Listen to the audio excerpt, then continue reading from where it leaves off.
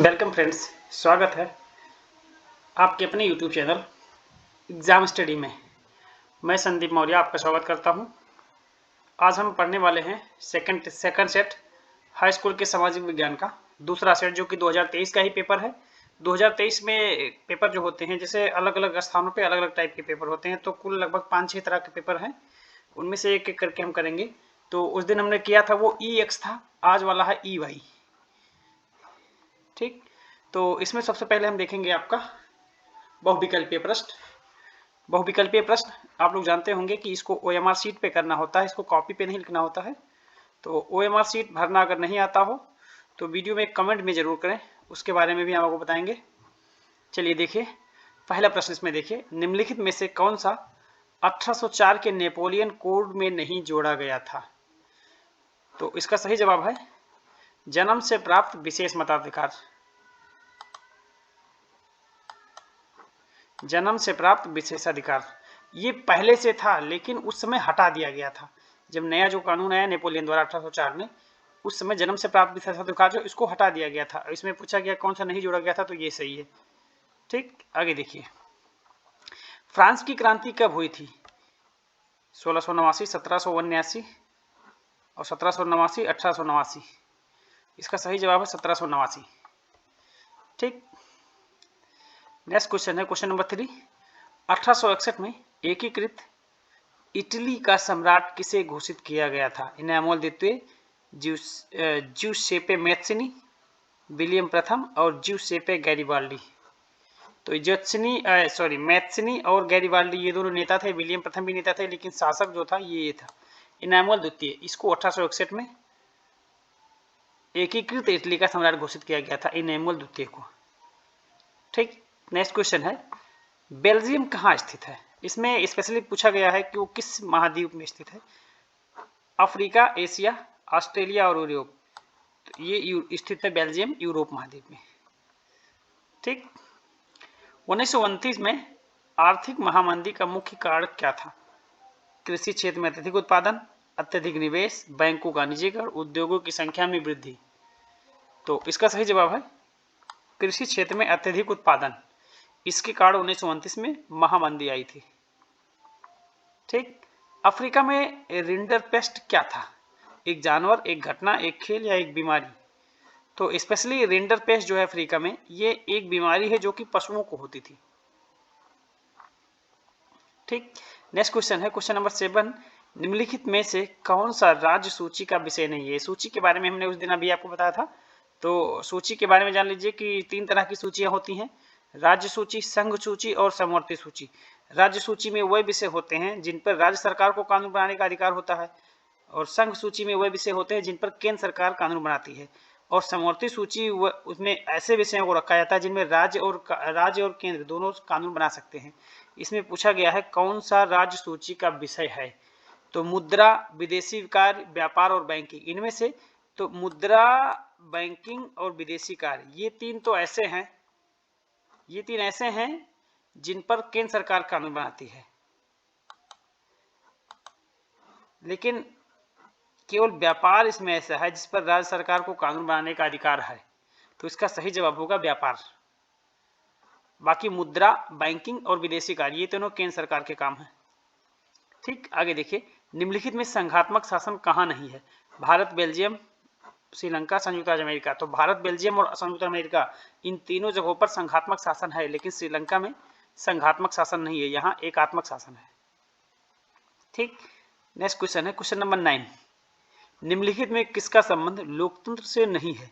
स्वतंत्र एवं निष्पक्ष चुनाव, उत्तरदायी शासन, कानून के समक्ष समानता, बहुसंख्यकों का शासन।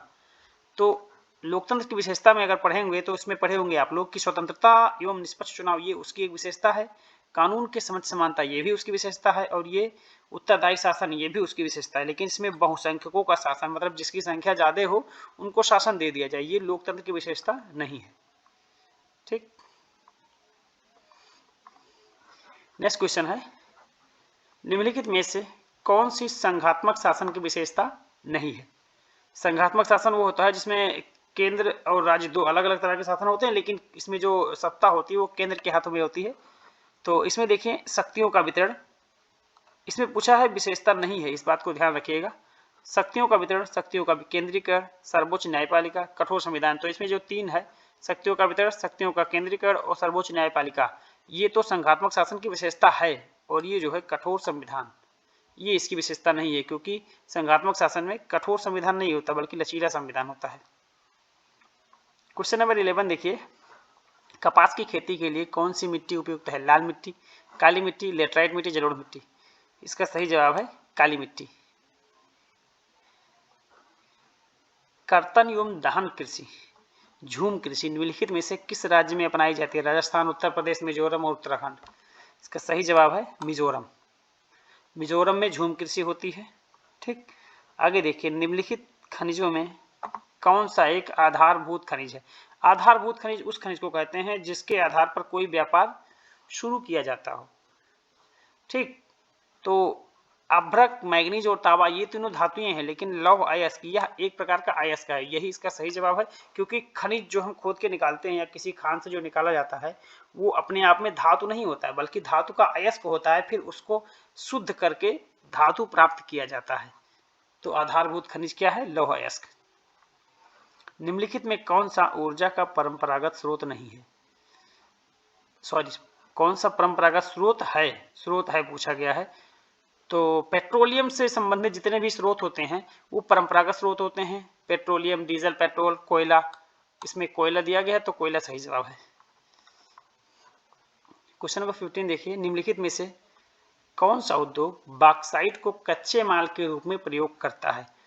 बॉक्साइट अगर आप लोगों ने सुना होगा तो जानते होंगे। इसमें ऑप्शन है कागज, लौह इस्पात, एल्युमिनियम, सीमेंट।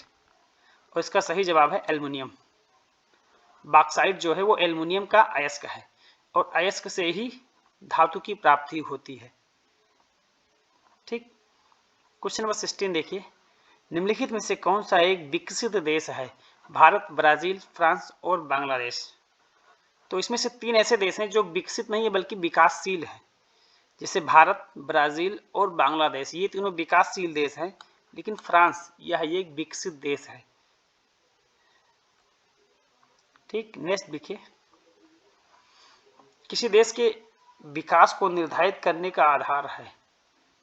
देश का विकास मतलब होता है कि इसका एक वो भी आता है, इंडेक्स भी आता है, सूचकांक, उसको कहते हैं ह्यूमन डेवलपमेंट इंडेक्स, HDI, मतलब मानव विकास सूचकांक।